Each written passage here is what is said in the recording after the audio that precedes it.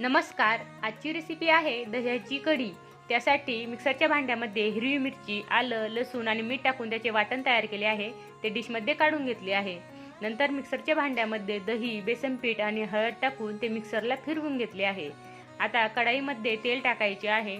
तेल गरम झाल्यानंतर मोहरी टाकायची आहे। मोहरी तडतडल्यानंतर जिरे, कढीपत्ता, हिंग आणि मेथीदाणे टाकायचे आहे। ते व्यवस्थित मिक्स करून घ्यायचे आहे। नंतर त्यामध्ये क्रश केलेली हिरवी मिरची आणि लसणाचे वाटण टाकायचे आहे आणि 1 मिनिटभर छान परतून घ्यायचे आहे।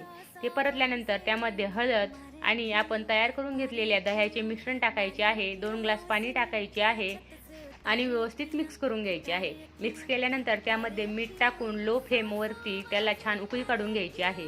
इथे आपल्या कढीला छान उकळी आली आहे। त्यामध्ये साखर टाकायची आहे आणि मिक्स करून घ्यायची आहे। नंतर वरून थोडीशी कोथिंबीर टाकायची आहे। तयार आहे आपली दह्याची कढी। अशाच रेसिपींसाठी चॅनलला लाईक आणि सबस्क्राईब करा। धन्यवाद।